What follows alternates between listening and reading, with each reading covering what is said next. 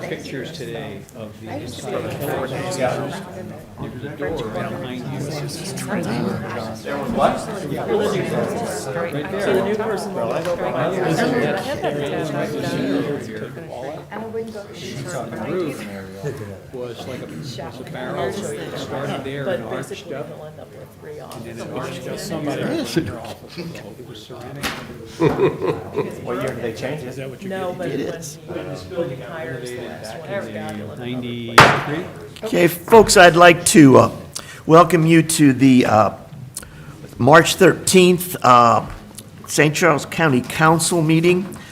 We will begin the meeting today with the invocation that will be done by Pastor Tom Bainham of United Church of Christ, Friedens, followed by the Pledge of Allegiance led by Councilman Joe Brazel. Please rise.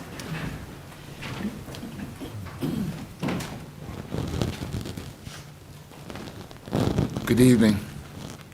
Would you join me in prayer?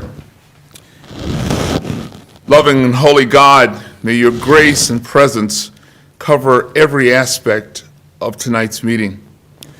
We pray that all voices represented in this room will be heard, that you will surround those present here with your spirit of inclusivity, a safe place to express their views, a place where ideas matter more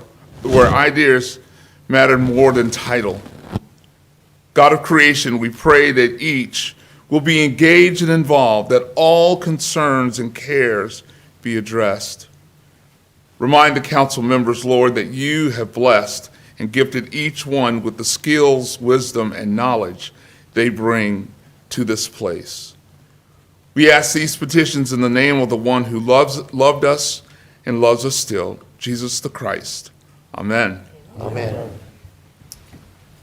Pledge of allegiance to the flag of the United States of America and to the republic for which it stands, one nation, under God, indivisible, with liberty and justice for all. Mr. Hollander, can we have a moment for respect for our women officers who were shot in the line of duty? Yes, we can. Thank you, sir.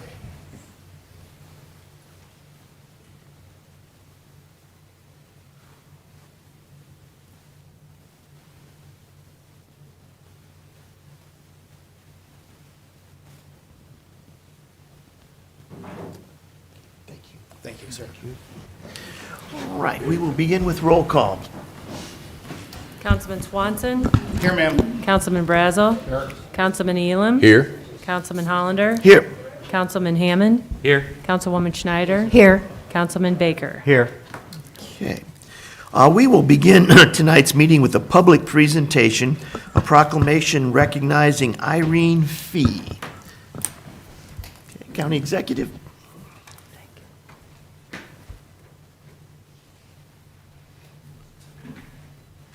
Thank you, Mr. Chairman. Irene, can you come up, please?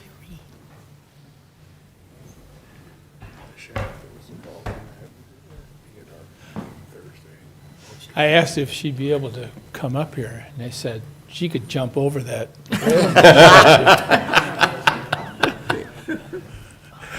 Okay, this is a proclamation, Irene.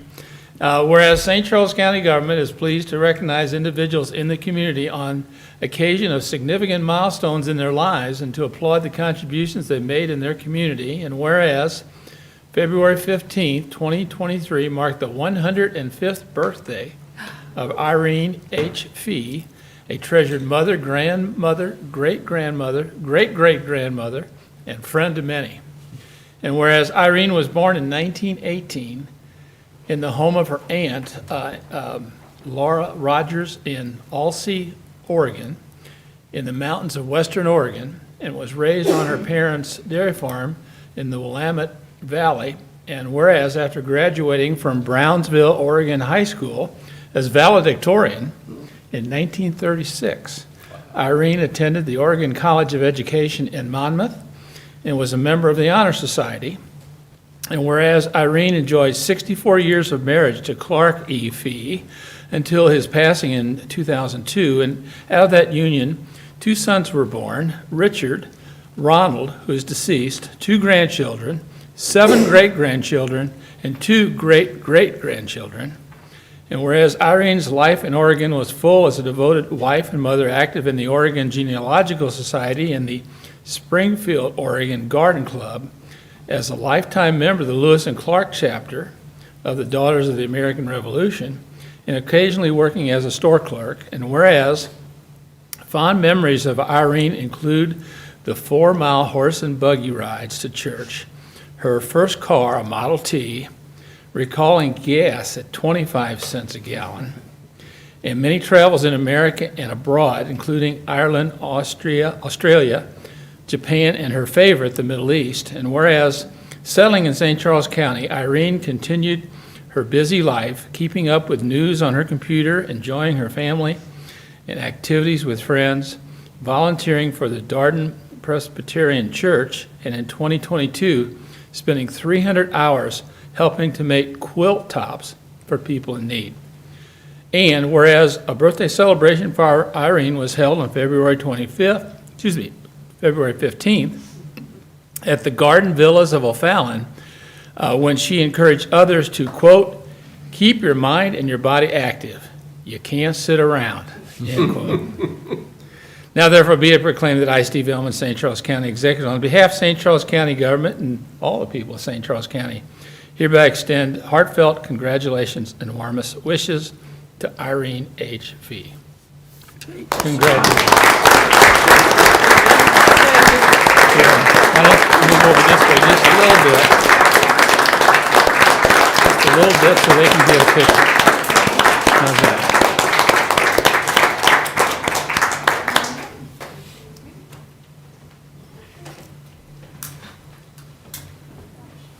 Okay.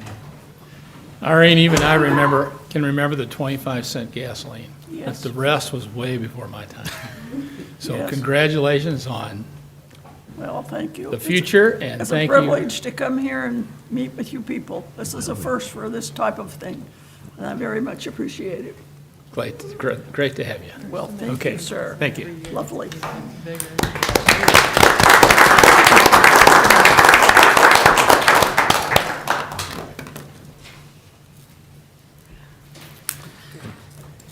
Yes, we are. We're very honored to have you present. Gosh, it gives us all hope. All right, next on the agenda is the annual report for 2022 by County Executive Ellman.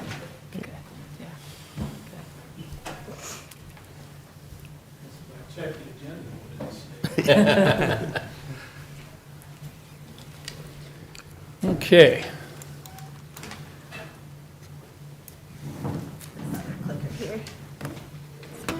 Different clicker.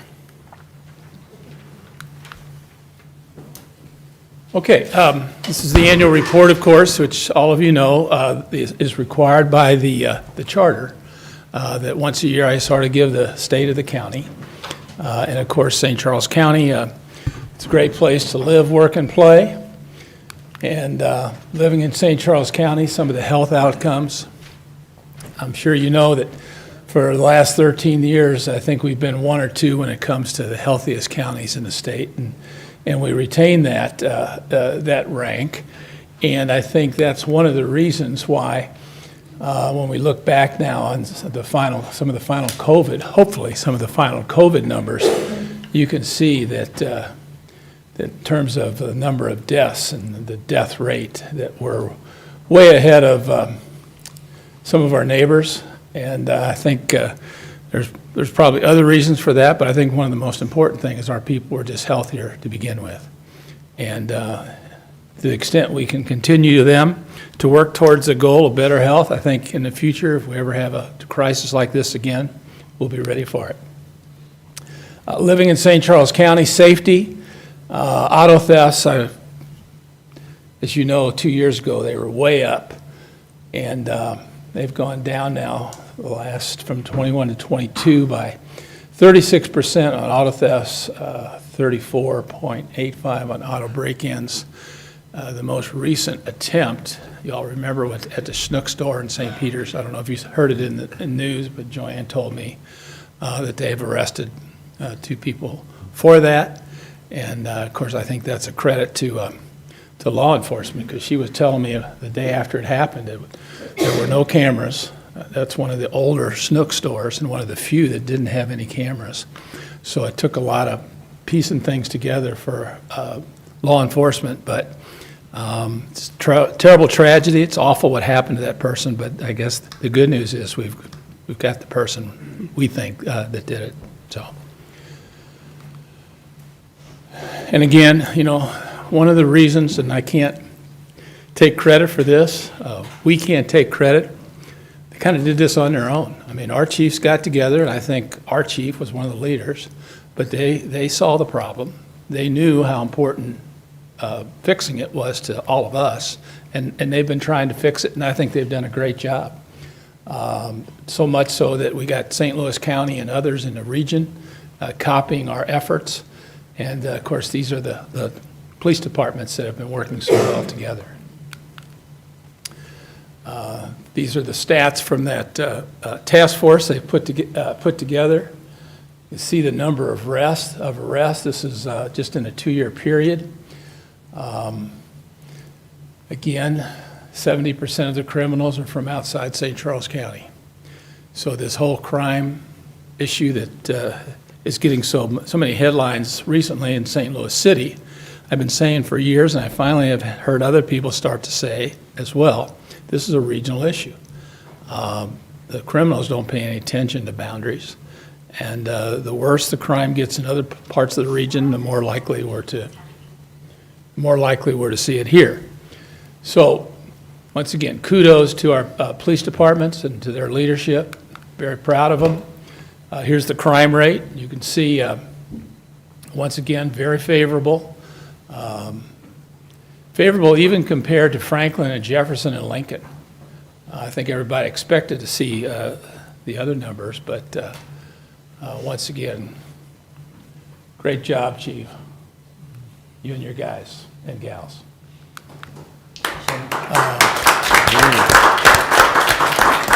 So Steve, is that St. Louis City is up 96%? It was 93, wasn't it? I think. I think it was 94. 94? 94, that's per, 94 crimes per 1,000 Oh, people. that's easy.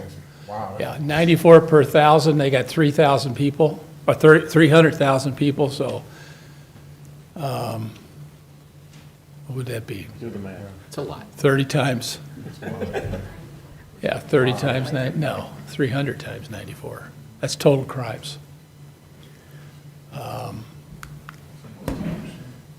Again, a lot of the news lately about the prosecuting attorney in the city of St. Louis, and our friends in Jefferson City have been debating this. I was hoping this year we'd at least get a serious debate about it, but I think they're actually gonna do something.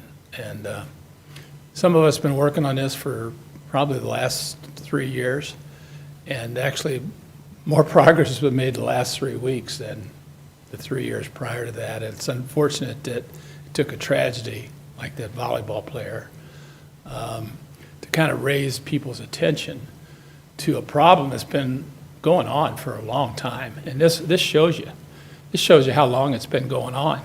You can look at St. Charles County and our prosecutor. Looks like in 2019, just a slight dip, and then it kind of went back up.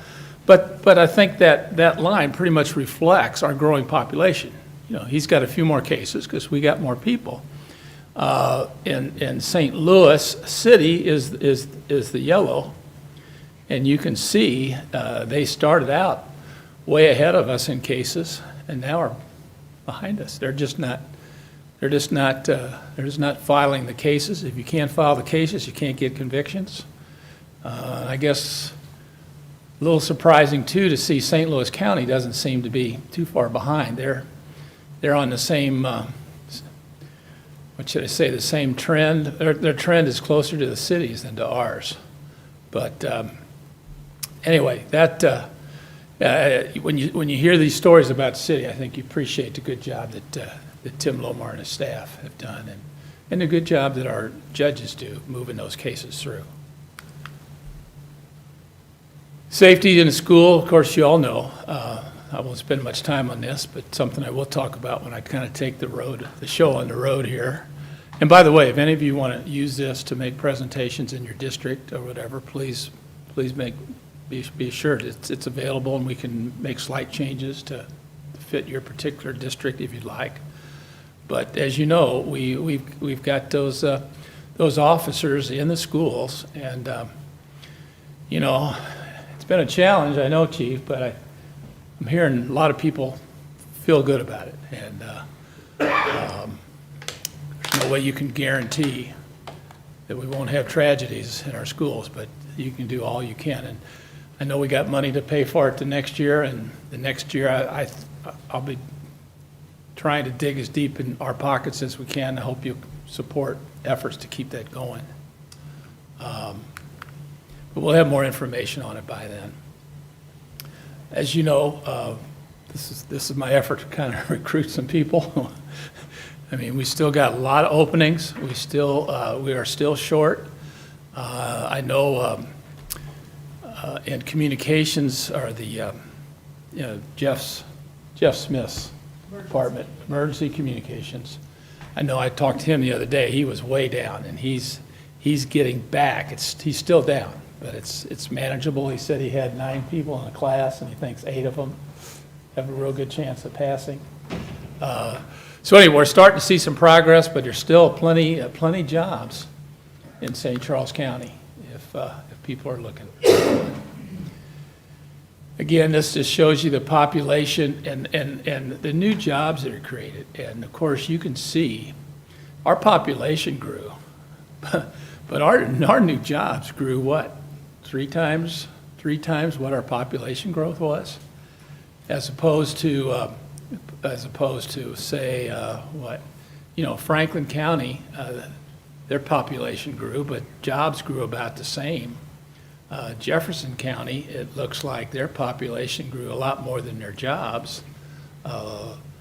Even Lincoln County, Lincoln County, again, their population as a percentage was higher than ours, but look at the difference in jobs that were created. So I think that's an interesting graph. Unemployment rate compared to other counties, we've always been at the low end of that graph and continue to be. Again, we're hiring. I'll be talking to people about the various areas. Corrections, of course, as you know, continues to be a challenge. Emergency communications getting better. Police, everybody has that problem. But public health, community development, highways, just about everywhere. Steve, on your, the police, I told Chief this, that you guys they have a new Facebook or a new communications person, and they post really good positive stuff on Facebook, and it's really helpful, because they share it and people love it. Okay. I like the police department. From the police department? Yeah, they're doing a great job, and they get a lot of positive comments, and that's great for the community. Okay. Yeah, so good job on that. Yeah. That's 3 kudos so far, Chief. I'm only halfway through. Many small businesses, 6.4 million square feet of major development projects. We're just very lucky, very blessed. Again, I think it's going to go on for the near future.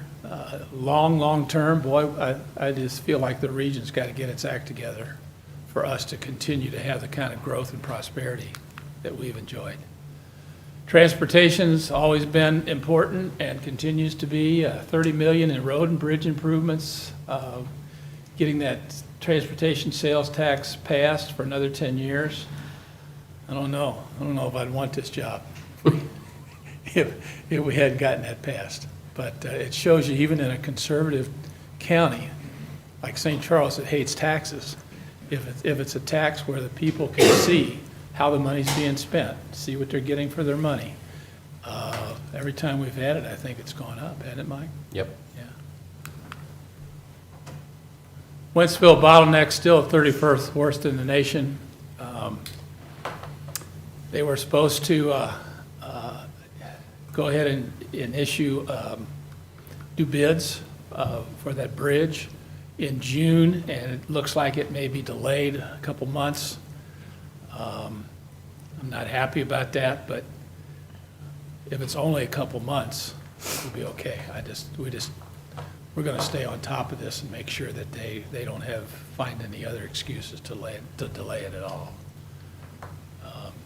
Those people are taking them longer to get home in your district, Mr. Swanson. Oh, yes, So, sir. We wanna get them home as quickly as we can. Yeah, railroad is the problem. And of course, the railroads are having a public relations problem already right now. You'd think that they wouldn't want another one. So maybe we'll get them to start moving. But the David Hokel Parkway was delayed. Well, you were on Wentzville. I mean, what was that delayed? A year, maybe? Yes, At least a year, and it was strictly because, it wasn't because of Wentzville, it was because of the railroad. I was dealing with the at-grade crossovers. Yeah. And of course, that parkway's done now, opened. That whole David Hokel Parkway, I don't know how many, I think most of you probably know this, but this is the grand plan. And I want to get that done in the next 3 years. I think Wentzville is going to go forward with it, and we're going to hopefully find the money to get it done. It'll be pretty much like a circumferential highway all around Wentzville, and the way that's growing, that's exactly what they need. And it'll take some of the traffic off that bottleneck if we can't get that construction done in the next 3 years. It will at least relieve some of that congestion. Well, I remember, it was only, what was it, John, maybe 7, 8 years ago, we're down the East-West Gateway talking about a project out on Z, and the guy down there said, oh, that's too far out. And I said, well, maybe a long way from the arch, but it's not a long way from the center of the region and the center of the jobs, which is pretty much right across the river. So Wentzville's growing. That's why I'm really proud of our park. I'm proud of the way we got that done in a timely manner. 21 parks, 18 of which are open to the public. Again, this is how we stack up in terms of acres per 100,000. See, I've always wanted to get that up to the same as St. Louis County. We're ahead of the city of St. Louis now, significantly ahead of Jefferson County, but we still got a little work to do. I think the interesting thing, you look at it, those parks are pretty spread out. You know, used to be the only parks we had were in Mr. Brazel's district. I was just gonna say, I think we need some more. I know there's 600 acres to sell out there, so we could bump that number up real easy. And Darden Blueway, I don't know, how many of you, have you had comments from constituents about the Blueway? I think it's really neat, and we're going to look at extending it in the future. We're already working with St. Peter's, that phase 2. But I don't see why we can't do Darden Creek all the way out to Bush Wildlife Area, maybe even further someday. So anyway, we're going to be working on that. We also have talked to, we're working with Wentzville, doing something with them on Big Creek and the Quiver River. I've asked people in O'Fallon whether they'd be interested in working on Prue Creek someplace. And it serves two purposes, really. I mean, it's great recreation, but it also gives us a legitimate excuse to go out there and get those creeks cleaned out, which will then help the stormwater situation, not just up on top of the hill, but down in the floodplain. Because they get all that water down there. And I think just cleaning out Darden Creek, that last terrible flood we had, if you remember the one before that, it went over the water at the bridge there on Darden Creek in 70.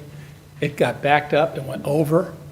This time, there was water there, but it was all caught inside. So in other words, it wasn't as bad. There's better flow. I think it's because we spent all that time, a certain amount of money, cleaning out the creek. So it's great recreation, and it's great in terms of protecting property values. This just shows you where the Blueway, you got up there on Big Creek and Quiver. Delmar Divide, I've had this now for what, 6, 8 years? And again, it's just to kind of show, to make sure that we're not creating a situation out here like they have in the city and in St. Louis County where all the poor people live on one side of the line and all the more wealthy people live on the other. Then again, if you break it down in price per square foot, you can see that there's, what, $1.50 difference. Southwest part is a little richer, a little more expensive, but I mean, it's very close. And when you compare that again, we know how bad it is in the city, but St. Louis County's almost 2 to 1, north of that line and south of it. And here's the really great thing, is that when you look at those property values, it's spread out pretty well. In fact, I'm surprised. I would have thought Garden Prairie and Weldon Springs would be higher than they are, because they've got a lot of high-end property. But when you look at the change, again, if you look at this kind of data in St. Louis County, you'll see some areas, some cities doing really well, and others doing really poorly. And again, I think it's a credit to our cities and just kind of the way everything's been set up historically, is that all of our cities are doing well, and hope they can continue to. The crime lab, the new DNA analysis, we actually got an award. Was that this year or the year before? On some of the work we've done with DNA. Personal property tax, you guys know all this. I don't want to spend a lot of time on it, but I want to make sure people understand, that they paid that extra property tax this year, but none of the extra went to us. And there is a bill that's moving through Jefferson City to fix it. It isn't exactly what we would have suggested, but hopefully there'll be one more year of excessive taxes on your car, and after that it'll be kind of back to normal. Again, these are calls to 911. Jeff Smith and his people had an easy excuse on this. They were short-handed. They could have let up a little bit and had an excuse. That's the excuse you're hearing down in the city. But we continue to keep the same standard in terms of answering those calls. This is going to be a real challenge to us. We're going to have to, starting next year, we're going to have to buy new equipment for 911. In the past, that's been shared. I think we paid about 60% of the cost, and the city's about 40%. That amount each are going to have to pay is going to go up, and the reason is, number one, inflation, and we're getting better equipment, newer equipment, more expensive equipment. But the other problem is that was always paid for by the landline tax, and that's decreased to the point it's $240,000 a year. And there's another tax imposed on wireless, prepaid wireless cell phones. I thought the only people who used that were the Criminals. Or the organized crime people in the movies, right? Yeah. And now what they do, So anyway, that's not bringing in much money either. 85% of calls are from wireless phones, but yet they're really not kicking in on this. It's long-term, something needs to be done. Short-term, we went to Jeff City, asked some of our reps to help us get a little money to tide us over on this thing. We'll keep you informed on how well that goes. I don't want to make any promises or be too optimistic, but they listen to us. And again, that just gives you some of the, we got, 2.1 million will be paid over 7 years with a 9/11 tax. Cities will need to come up with their share. Anyway, I think we're going to talk more about this soon, aren't we, Bob, with the council on some of the details on this? Yes, we are. Yeah, so this is kind of It's kind of just the introduction. Total cost $12 million to keep up with the very latest equipment. And this is the last thing, again, I don't need to, you all been involved in this. You know that as of now, it's going, Director of Revenue believes that it's countywide, largely thanks to Rory's opinion, which everybody agreed with. So we may get, if we pass it, if the voters pass it, we may get sued by the industry. But the way it is right now, we'll wait to see what they say. Wait to see what they say. Again, this just shows you, I mean, I think Joe's the one that asked me, you know, how much they're paying on beer and wine and everything else. I think people should know that when they vote. And there it is. There's the numbers. There's the comparisons.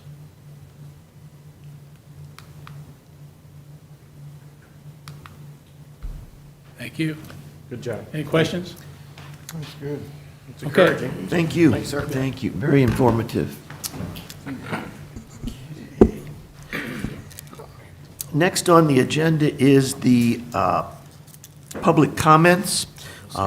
Just a reminder that you are going to be limited to 3 minutes, and we need for you to fill out a speaker's card, and it doesn't look like we're going to have that, but in general, if there's a number of speakers, we usually do 3 speakers for, 3 speakers against. So, Claire. Arnie Dienoff. Mr. Dienoff.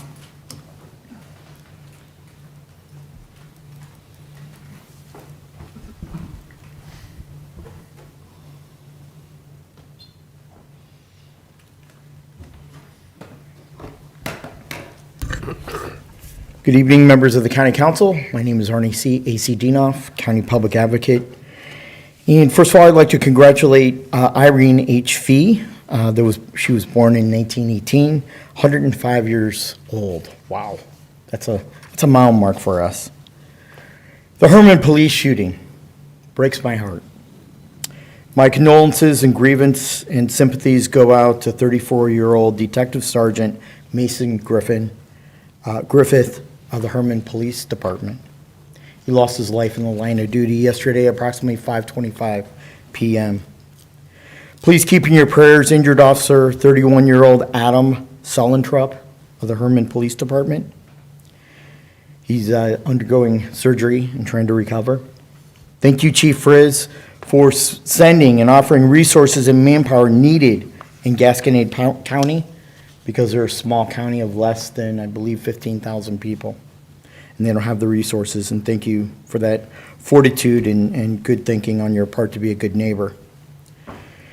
Now, County Water Board encounter with a detective sergeant of the County Police Department, well, I'm not sure what his name is, but he seems to wield a lot of power. He holds a contract with the Public Water District Number 2 of St. Charles County, where 7 commissioners are paid $25,000 salary for 12 one-hour meetings per year with catered meals. Unheard of across our state and across our country.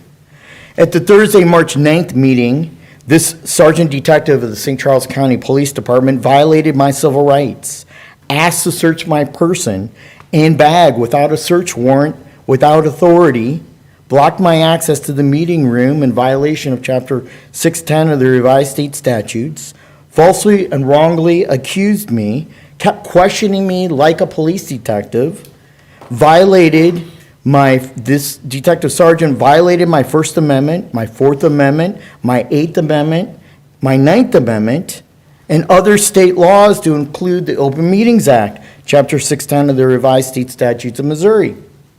I'm making an official complaint on the record for internal affairs complaint filed against this detective sergeant, and will be filing a complaint with the Post Commission where the person is licensed through. I also am making a Chapter 610 request under Cheryl Crowder of the Circuit Court for the fee garnishments. I'd like to see those before they get destroyed. I'm questioning the Route N Phase 3 contract, and is this the lowest and best bid? Items that can be done in-house at 50% reduced rates.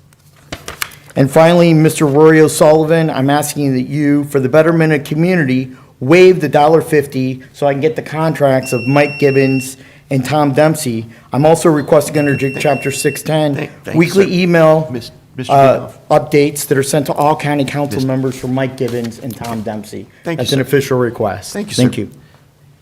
Cheryl. Camera. Cheryl Hibbler.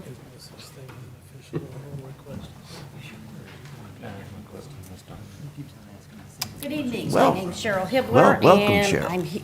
I'm here tonight in order to ask a couple of questions. Not necessarily needed answers tonight, but just to put them forward.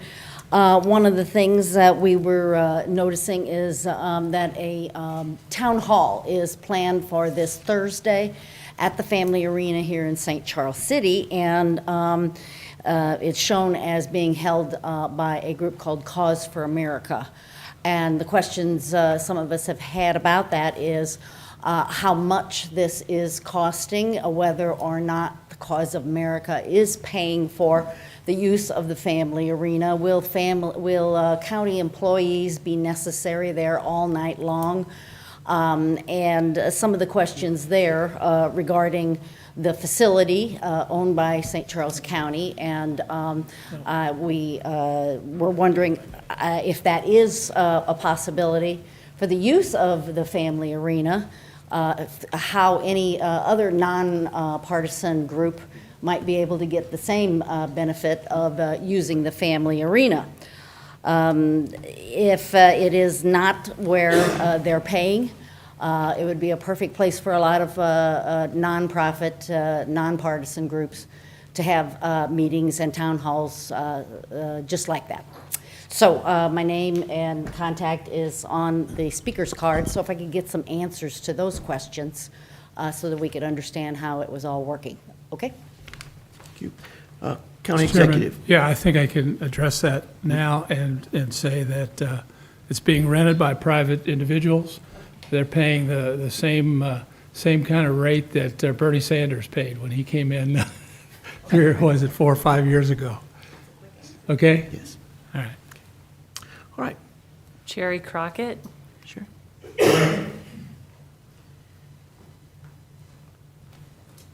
Hello, my name is Cherry Crockett.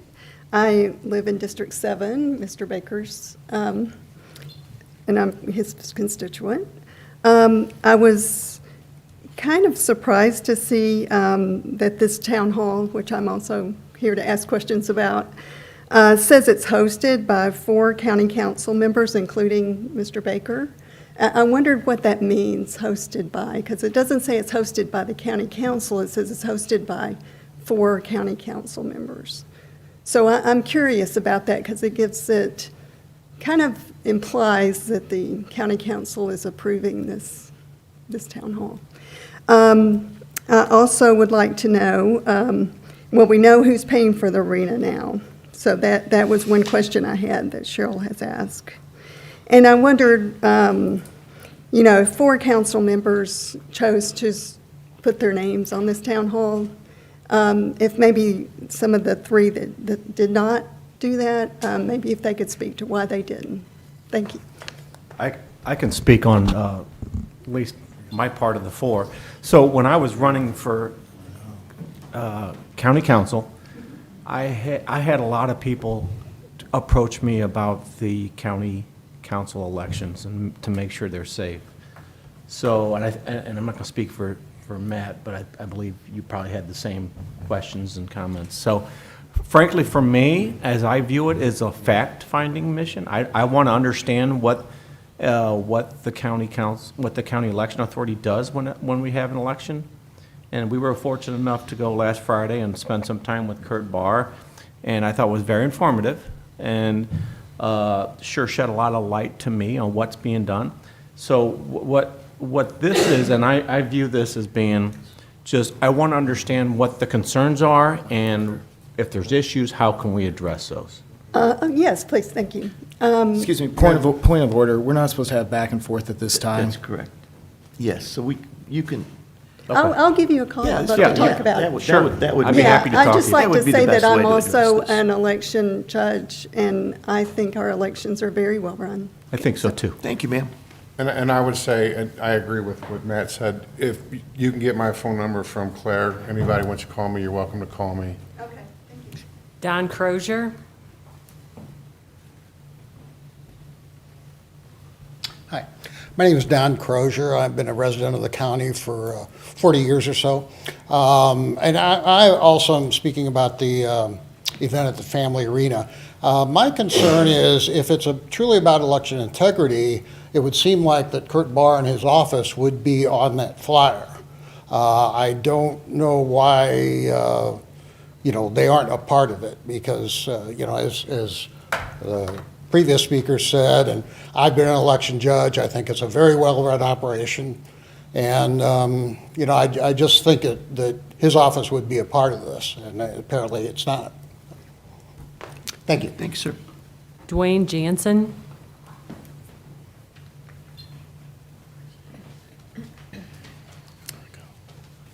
Good evening, County Council. Steve Ellman, I would like to thank you for that great presentation you put together. Some very valuable information. I didn't put it together. I didn't think you did. But whoever did, I appreciate that, and I appreciate you Yeah, presenting that. You did a great job. I will be looking over some of that again here in the next couple of weeks.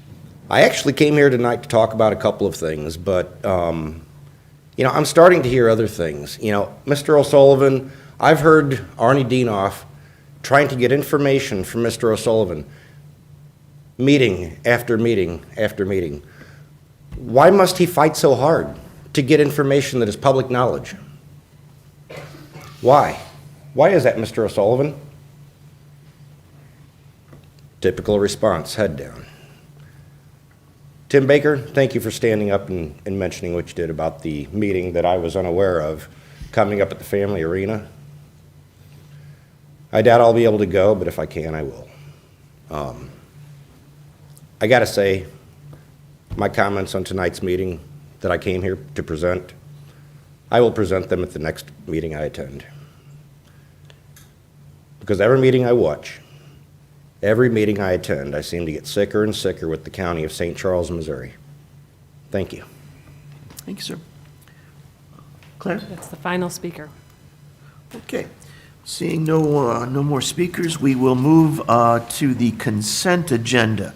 Are there any items to be removed from the consent agenda? Motion to approve? Second. Okay. Motion and a second. All those in favor, say aye. Aye. Opposed? Okay. Consent agenda is approved. Okay, next we move on to bills for final passage, beginning with bill number 5153.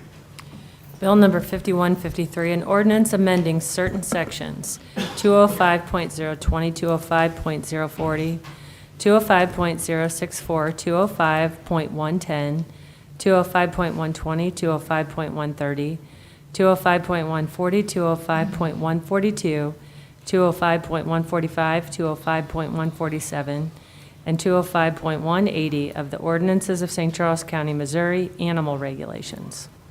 Okay. Any questions or comments on bill number 5153? Seeing none, please call the roll. Bill number 5153, an ordinance amending certain sections 205.020, 205.040, 205.064, 205.110, 205.120, 205.130, 205.140, 205.142, 205.145, 205.147, and 205.180 of the ordinances of St. Charles County, Missouri, animal regulations. Councilman Swanson? Yes, ma'am. Councilman Brazel? Yes. Councilman Elam? Yes. Councilman Hollander? Yes. Councilman Hammond? Yes. Councilwoman Schneider? Yes. Councilman Baker? Yes. Okay. Bill number 5153 passes. Next bill for final passage is bill number 5154.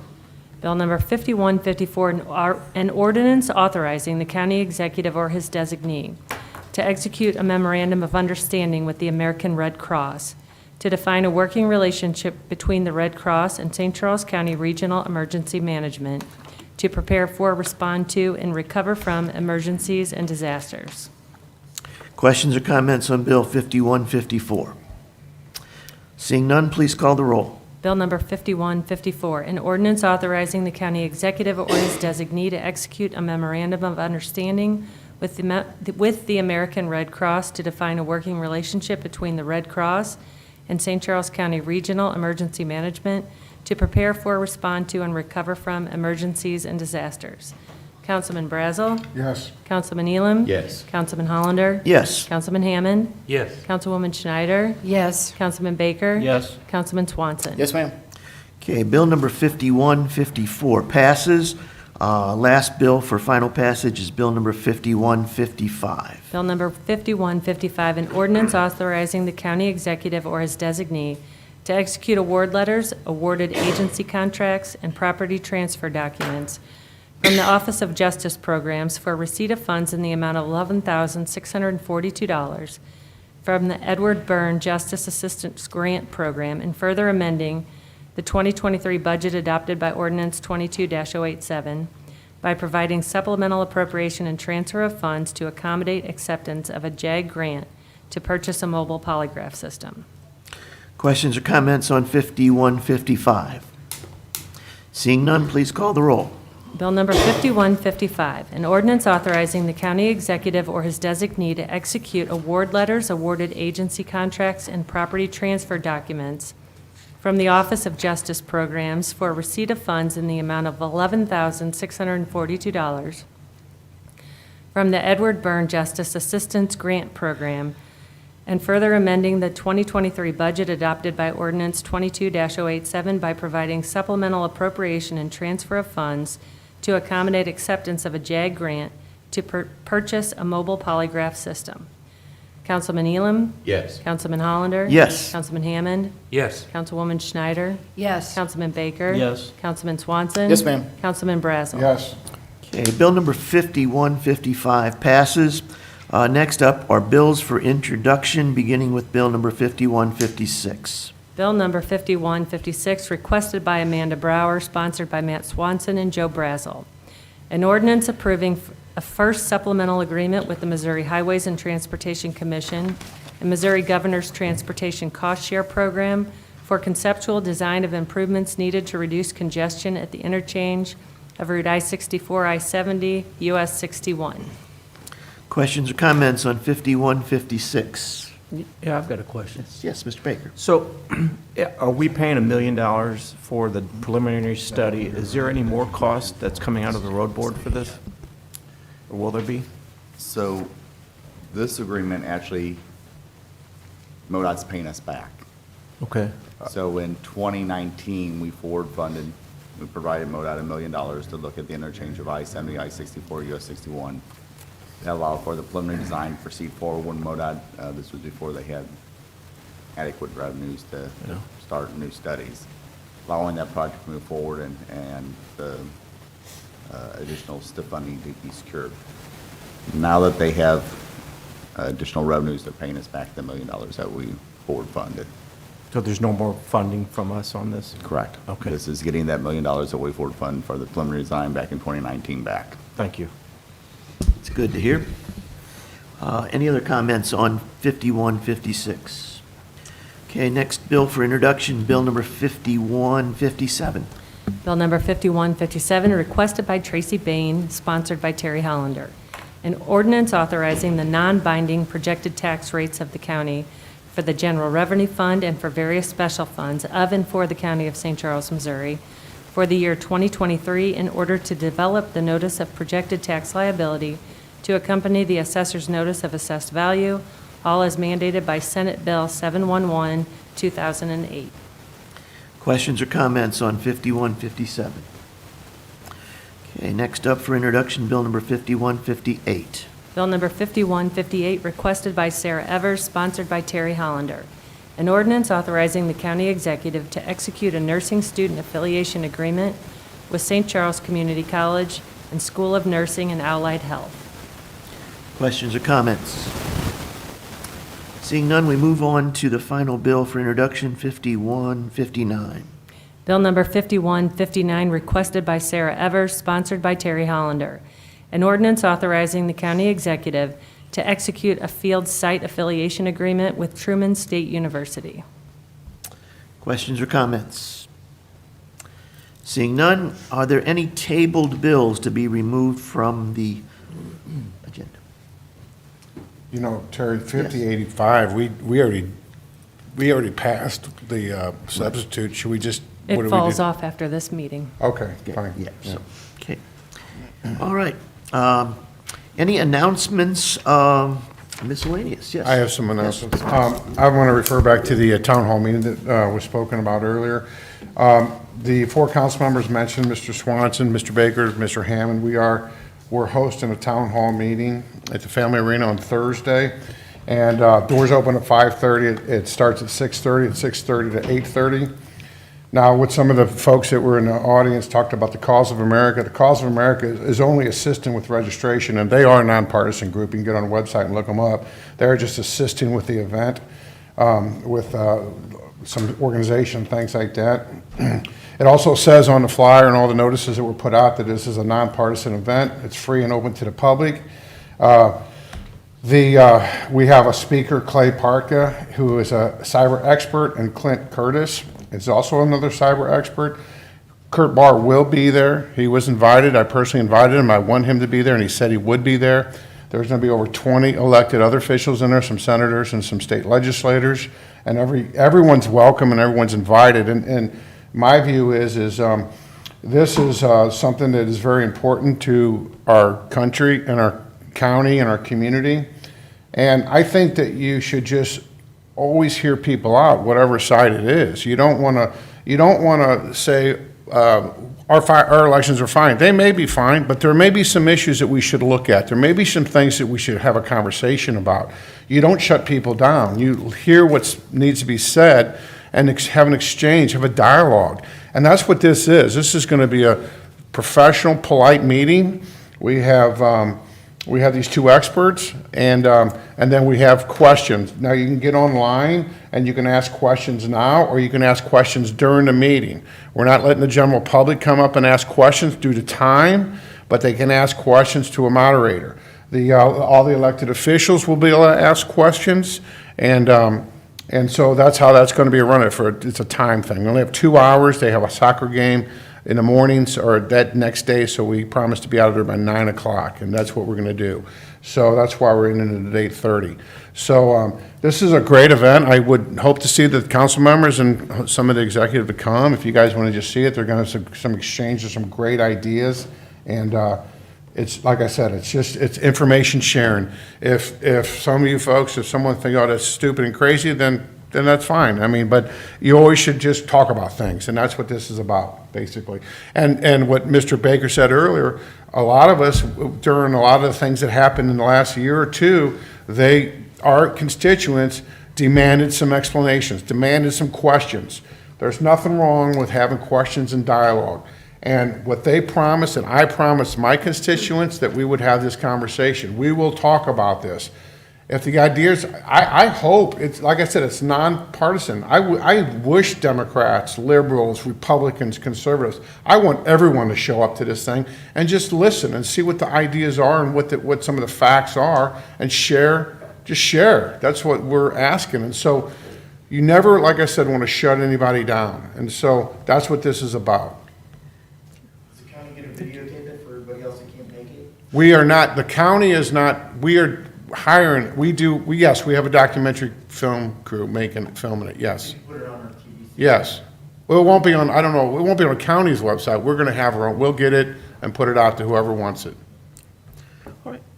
Any other announcement? Yes, Mr. Thank you. A few of us attended Kurt Barr's session at the County Election Authority. It was very enlightening.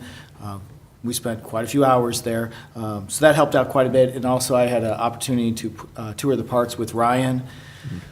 5+ hours later, we had hit just the majority of them. If you haven't had a chance to get out and see all the wonderful parks, it is amazing. And having my personal tour guide to explain everything was even, I was so impressed with him. It was my first time actually interacting with him. I don't think you could have hired a better individual for parks. He really wowed me. And with my experience in Wentzville and our parks, I thought we had great directors. Ryan surpassed everything I could even think of. So thank He's you. not even here to hear all this. I know. That's coming from a guy who got an award last year from the state for parks, right? A few years back, I was the elected official of the year for the Missouri Parks and Recreation Association. There So you go. yes, he wowed me. A guy who knows of what you talk. And it helps that Ryan's a historian like myself. So we were definitely on the right path, especially when we got to the Boone Hayes building, which all the scary ghost stories out of that and the architecture of it. It was amazing. So get out there, enjoy our parks. Spring's coming in. Springs. Any other announcements? Mr. Baker? I know this has been belabored, or we talked about it early, but since Mr. Ellman showed all the great positive things about the county, I just wanted to share how I felt when this crime happened in St. Peters. I guess that's the part of living in St. Charles County. I knew we were going to catch them. I knew the St. Peters was going to do a great job, and in the county or whomever, and they did a great job by catching these folks. And just further reiterates that we don't mess around here. And so thank you, Chief, if you had anything to do with that. And I just think it's fantastic that we caught these two individuals. And one more thing, Terry, yeah, I agree, Tim. We did have our St. Patty's Day Parade on Saturday. Chief Fritz was down there, he led the parade, and Scott Lewis, and it was amazing how many people were there. The weather was just, it was cold, and it was like, it started sleeting around 3, but it was our biggest event yet. I couldn't believe it. Now, just remember, too, St. Charles City has their St. Patty's Day Parade on Friday, right, Tim? Isn't that Friday? In the city, from what I understand. Does anybody know? Yes. Yeah, they do. Yeah, so that should be a good event as well. And so it was a good time, and I appreciate everyone who came down. One more thing. Yeah, Terry. sure. Sorry. But just to the council members, I've been in talks with some of the St. Charles City Council people, and they want to do a meet and greet after the election in April. So just with us and them and executive staff. So just FYI, we're going to set that up after the election. Yes. Can we do a meet and greet without violating open meetings? Yes, it's a social event. Social. I thought we used to do that, didn't it? Just want to make sure. Steve, didn't we used to do that years Yeah, we ago? used to. Yeah, yeah. You know, lawyers aren't supposed to ask questions unless they already know the answer. So it's okay, right? Yeah. Okay. Just in case there's somebody out there that thought maybe it'd be a violation. Anything else? Motion to adjourn. Second. Okay, we are adjourned. Thank you, folks. Appreciate it. Let's go. That's it.